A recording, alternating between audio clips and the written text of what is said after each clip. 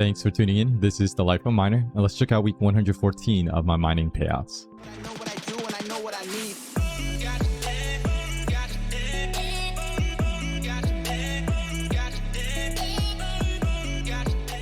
So at the beginning of these payout videos, let's go over the date and time when I took these payouts. Today is June 20th of 2021, and it's about 10:30 p.m. US Eastern Time. And the price of Ethereum is $2,206.68. And since I'm also mining Chia, let me pull that up. And the price of Chia is around $338.55. And I do also want to mention that I'll go over my electricity bill and my YouTube and Twitch profits at the end of the month. And checking out the difficulty chart, it looks like the difficulty is dropping, and as of right now we're at 7,013.031 terahashes. And checking out the block rewards, it looks like we're averaging around 2 to 2.2 ETH per block. So like previous weeks, I've been mining Ethereum, and I do average around 2.4 gigahashes mining Ethereum. I've been also Chia farming on an H-pool, and I do have 494 plots as of right now, but I am adding more. Okay, so now pulling up my Excel and checking out what I mined. I did mine around 0.46 Ethereum, equaling around $1,015.48, and around 0.08 Chia, equaling around $27.09. So if I did sell everything as of today, I would have made $1,042.57. And last but not least, if you did want to check out my GPU count, I do have a total of 75 GPUs. My GPUs are mining Ethereum, my CPU is plotting for Chia farming, and I do have 2 mining farms. Okay, so for this week's fun clip, I did find some news clips on the China Bitcoin ban and how this could be positive news for Bitcoin in the long run. So let's check this out. So it's been a wild Tuesday for Bitcoin and the broader crypto markets. Bitcoin fell below $30,000. We haven't seen that level since January. Bitcoin essentially wiped out all of its gains for the year. So if you look at the chart, it sort of looks like the Matterhorn. It went up to $60,000, back near $30,000, essentially right where it started in January. And as far as what has caused some of these declines, analysts are pointing to regulatory crackdowns in China, specifically having to do with Bitcoin mining or the process of creating new Bitcoin. The government there has said that it's energy intensive. They don't like the idea that there is potentially a significant effect on the environment. Other analysts, though, have said the region that they shut down or sort of restricted Bitcoin mining, so Sichuan province, is known for hydropower and clean energy. So analysts have said it may be more about the government there being worried about Bitcoin's dominance, Bitcoin's threat to the digital yuan, and just currency controls in general. So as far as the regulation side of this, analysts have said, big picture, this could be a good thing. The majority of miners were based in China.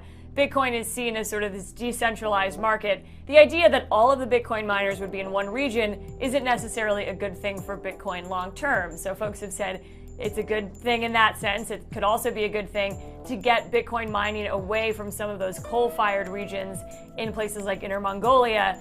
So if Bitcoin miners move to an area where they're relying more on hydroelectricity, clean energy, solar, analysts have said long-term this could be a good thing. One of the factors here is overall bearish sentiment. Bitcoin outflows are one metric that people watch to show that they've been negative for the 3rd consecutive week. The broader crypto market has also seen outflows. They've seen the largest sort of streak of consecutive outflows since February 2018, which longtime Bitcoin investors know was sort of the height of crypto winter when the cryptocurrency lost about 80% of its value. So some of the longer term Bitcoin investors know the volatility well. They've seen these cycles before. The next level people are watching for that appears to be a key metric, 25,000. Mike Novogratz was on CNBC earlier talking about that being sort of the next resistance level. And if you look at this from sort of a technical analysis perspective, $25,000 was sort of the level to watch after Bitcoin broke through 30,000.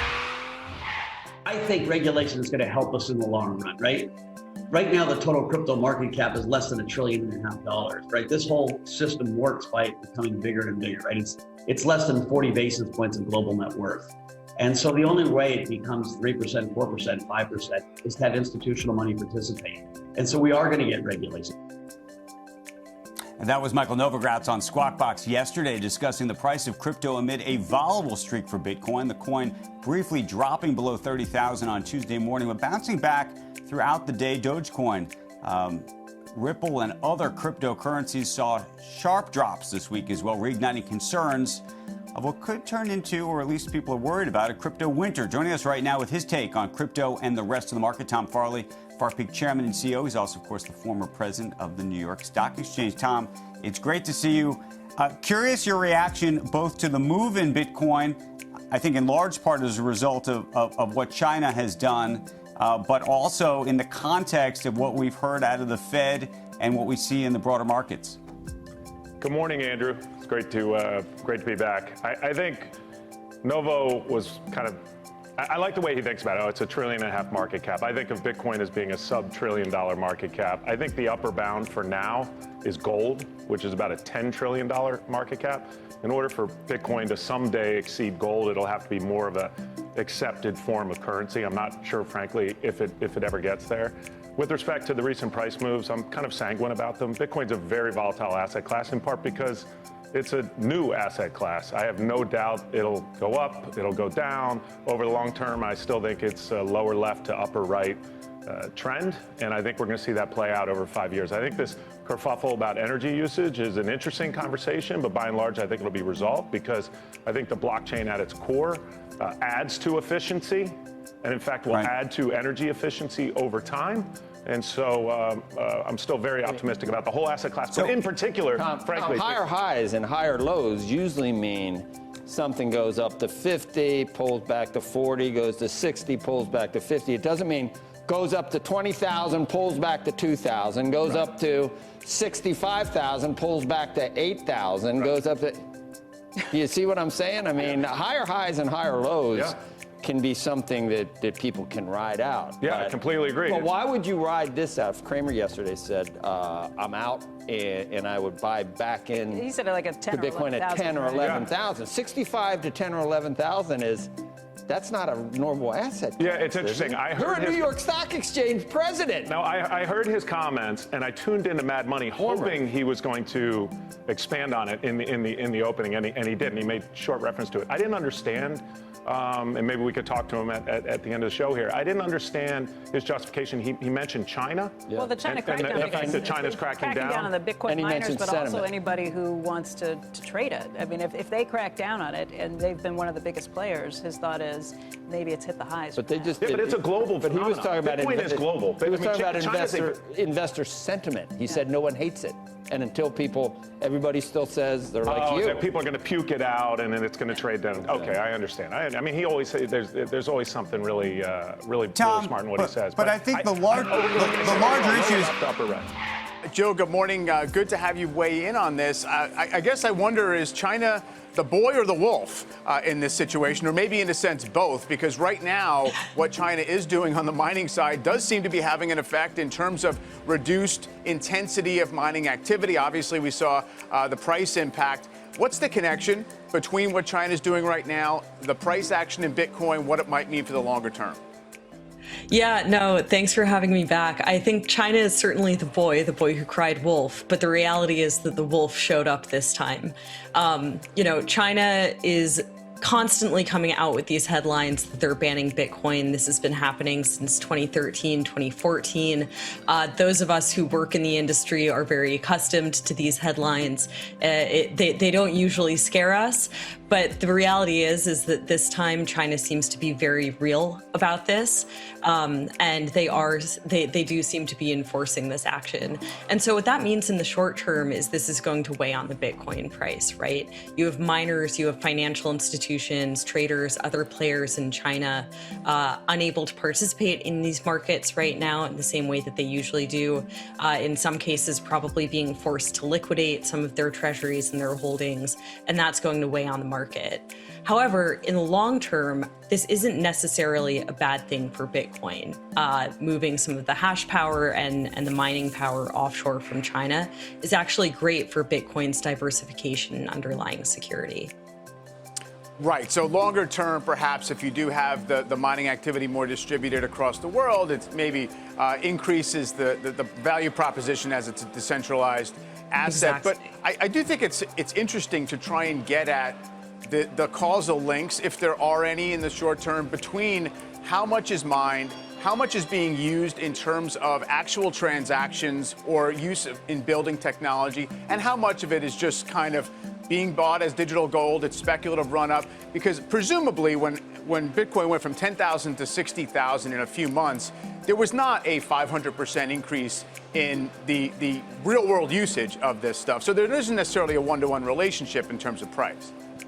Well, so there was a dramatic increase in terms of transaction volume on chain over that same period that you're talking about, over that bull run. And look, we've retraced on many fronts, right? We've retraced in terms of price. We've retraced in terms of that on-chain transaction volume, both in Bitcoin and in Ethereum and in other coins. But we also need to put this in context. We're largely where we were at the beginning of the year. And, you point out that 500% run up over the course of, I think, 5 months.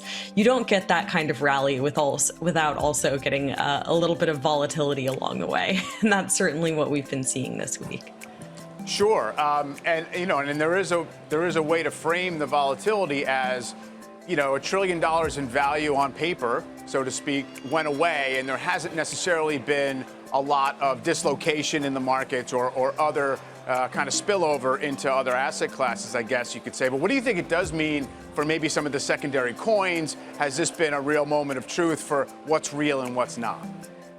Yeah, I think it's been interesting to see the bifurcation of Bitcoin really underperforming a lot of the market here. And to me, that indicates that a lot of this is isolated to the China ban and specifically to some of the flows that are happening, probably outflows, right, from miners and so forth who are being forced to liquidate over there. And to me, that tends to indicate that this is a bit more contained. That said, of course, we've seen other coins retrace. People are throwing around this $1 billion or $1 trillion, number of the crypto market cap retracing. It's important to remember that 70 billion of that was in Dogecoin alone, right? And so, again, that indicates that a lot of this is also being retail driven. A lot of this is being driven by weaker hands. And according to recent on-chain data, it's now starting to look like longer term holders are starting to come in and accumulate at these types of levels. And so that's cause for hope as more of the Bitcoin specifically, but crypto supply in general rotates into stronger hands. Hey, Jill, we keep hearing about central bank digital currency. Today it's BIS has a big piece, and they say by now it's clear that cryptocurrencies are speculative assets rather than money. Bitcoin in particular has few redeeming public interest attributes. I guess I wondered, to the degree that central banks get more vocal about this, is that legitimizing or destabilizing for the crypto community? Again, this is something that the crypto community is very accustomed to. It's no surprise to see central banks talking their own book. Just a few years ago, the big headline was about Jamie Dimon talking his own book with regards to all of this technology. And I think it was just yesterday, right, that the headline was Goldman Sachs settling a transaction on JP Morgan's blockchain. So these things come and go, it's no surprise to see the likes of the BIS coming out with this sort of statement. Yeah.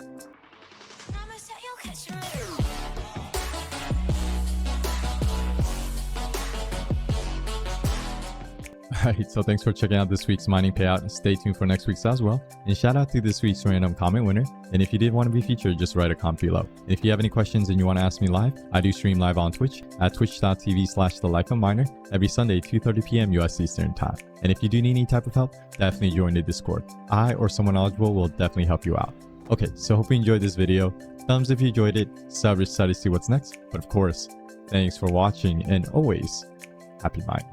Thanks for watching The Life of a Miner. This is Gohan from Dragon Ball Z. You don't want me to get angry and turn Super Saiyan, so make sure you subscribe to The Life of a Miner. I'm also the narrator. Next time on The Life of a Miner.